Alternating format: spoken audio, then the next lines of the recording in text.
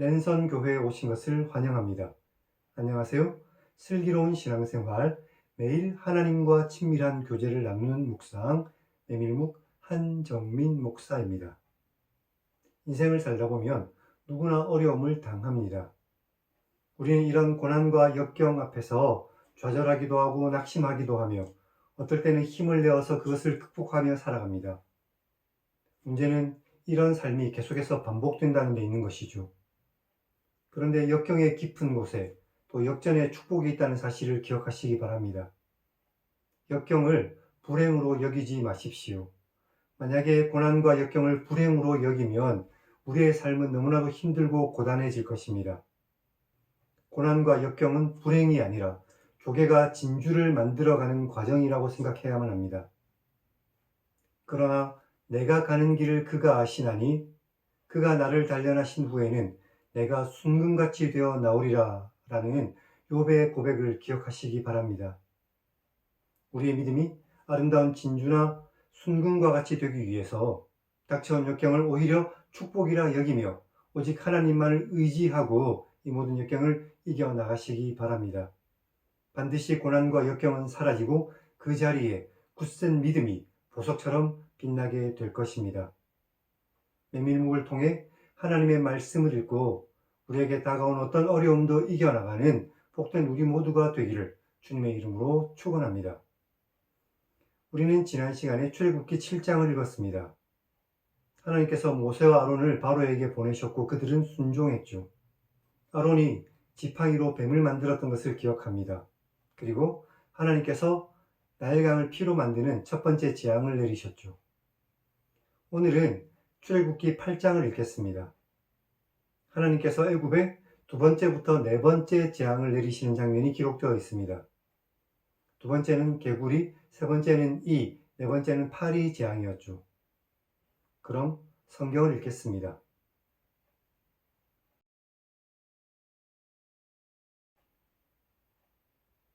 여호와께서 모세에게 말씀하셨습니다.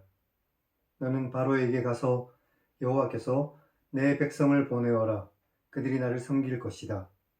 네가 만일 보내는 것을 거절하면 내가 개구리로 너의 온 땅을 칠 것이다. 개구리가 나일강에서 셀 수 없을 정도로 생기고 올라와서 내 궁과 내 침실과 내 침상위와 내 신하의 집과 내 백성과 내 화덕과 내 떡반죽 그릇에 들어갈 것이며 개구리가 너와 내 백성과 내 모든 신하에게 기어오를 것이다 하셨다고 하라. 여호와께서 모세에게 말씀하셨습니다. 아론에게 내 지팡이를 잡고 내 팔을 강들과 운하들과 모두에 펴서 개구리들이 애굽 땅에 올라오게 하라 라고 명령하라. 아론이 애굽 물들 위에 그의 손을 내밀자 개구리가 올라와서 애굽 땅을 덮었는데 요술사들도 자기 요술대로 그와 같이 행하여 개구리가 애굽 땅에 올라오게 했습니다. 바로가 모세와 아론을 불러 말했습니다. 여호와께 구하여 나와 내 백성에게서 개구리를 떠나게 하라. 내가 이 백성을 보낼 것이니 그들이 여호와께 제사를 드릴 것이다. 모세가 바로에게 말했습니다. 내가 왕과 왕의 신하와 왕의 백성을 위하여 이 개구리를 왕과 왕궁에서 끊어 나일강에만 있도록 언제 간구하는 것이 좋을지 내게 말씀하십시오. 바로가 내일이다 라고 말하자 모세가 말했습니다.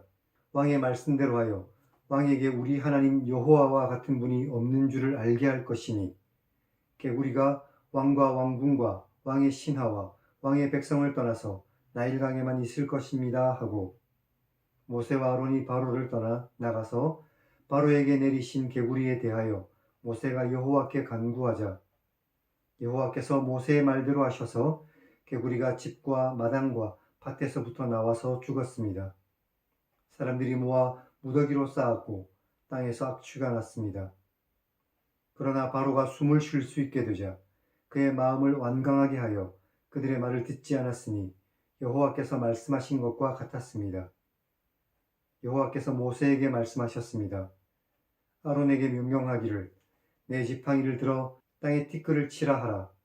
그것이 애굽 온 땅에서 이가 될 것이다. 그들이 그대로 행할 때 아론이 지팡이를 잡고 손을 들어 땅에 티끌을 치자 애굽 온 땅의 티끌이 다 이가 되어 사람과 가축에게 올랐고 요술사들도 자기 요술로 그같이 행하여 이를 생기게 하려 했지만 못하였고 이가 사람과 가축에게 생겼습니다. 요술사가 바로에게 말했습니다. 이것은 하나님의 권능입니다. 그러나 바로의 마음이 완악하게 되어 그들의 말을 듣지 않았으니 여호와의 말씀과 같았습니다. 여호와께서 모세에게 말씀하셨습니다. 아침에 일찍 일어나 바로 앞에 서라. 그가 물 있는 곳으로 나올 것이니 그에게 여호와께서 내 백성을 보내라. 그러면 그들이 나를 섬길 것이다. 내가 만일 내 백성을 보내지 않으면 내가 너와 내 신하와 내 백성과 내 집들에 파리떼를 보낼 것이니 애굽 사람의 온 집에 파리떼가 가득할 것이며 그들이 사는 땅에도 그럴 것이다. 하지만 그날에 나는 내 백성이 거주하는 고센 땅을 구별하여 그곳에는 파리가 없게 할 것이니 이것으로 이 땅에서 내가 여호와인 것을 내가 알게 될 것이다. 내가 내 백성과 내 백성 사이를 구별할 것이니 내일 이 표징이 있을 것이다 하셨다 하라. 라고 말씀하시고 여호와께서 그와 같이 하셔서 수많은 파리가 바로의 궁과 그의 신하의 집과 애굽 온 땅에 이르렀고 파리로 말미암아 그 땅이 황폐했습니다. 바로가 모세와 아론을 불러 말했습니다. 너희는 가서 이 땅에서 너희 하나님께 제사를 드려라. 모세가 말했습니다. 그것은 부당합니다. 우리가 우리 하나님 여호와께 제사를 드리는 것은 애굽 사람이 싫어하는 것이니 우리가 만일 애굽 사람의 눈앞에서 제사를 드리면 그들이 그것을 미워하여 우리를 돌로 치지 않겠습니까? 우리가 사흘 뜰쯤 광야로 들어가서 우리 하나님 여호와께 제사를 드려 여호와께서 우리에게 명령하시는 대로 하겠습니다. 바로가 말했습니다. 내가 너희를 보낼 것이니 너희가 너희의 하나님 여호와께 광야에서 제사를 드릴 것이지만 너무 멀리 가지는 말라. 그런즉 너희는 나를 위하여 간구하라. 모세가 말했습니다. 내가 왕을 떠나가서 여호와께 간구할 것이니 내일이면 파리떼가 바로와 바로의 신하와 바로의 백성을 떠날 것입니다. 바로는 이 백성을 보내어 여호와께 제사를 드리는 일에 다시 거짓을 행하지 마십시오. 모세가 바로를 떠나 나와서 여호와께 간구하자 여호와께서 모세의 말대로 하셔서 그 파리떼가 바로와 그의 신하와 그의 백성에게서 하나도 남지 않고 떠났습니다. 그러나 바로가 이때에도 그의 마음을 완강하게 하여 그 백성을 보내지 않았습니다.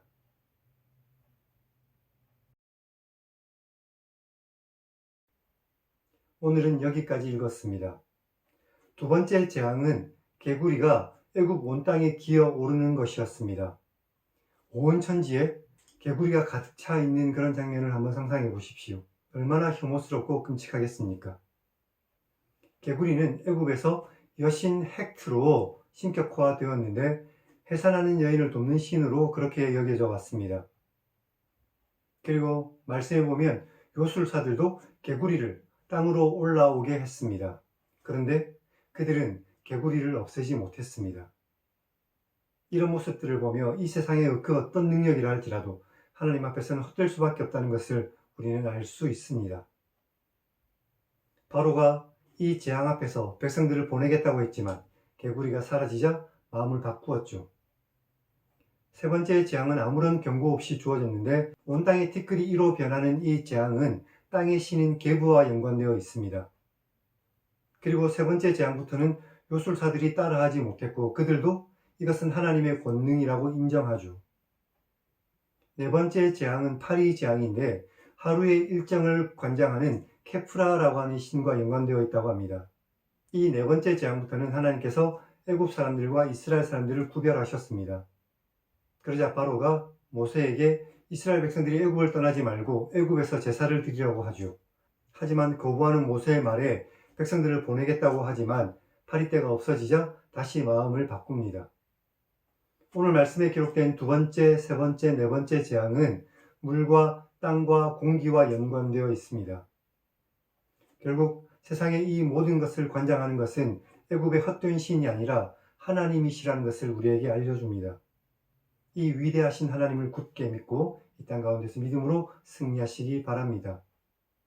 그럼 하나님 1인칭 시점의 성경 읽기를 시청하시기 바랍니다.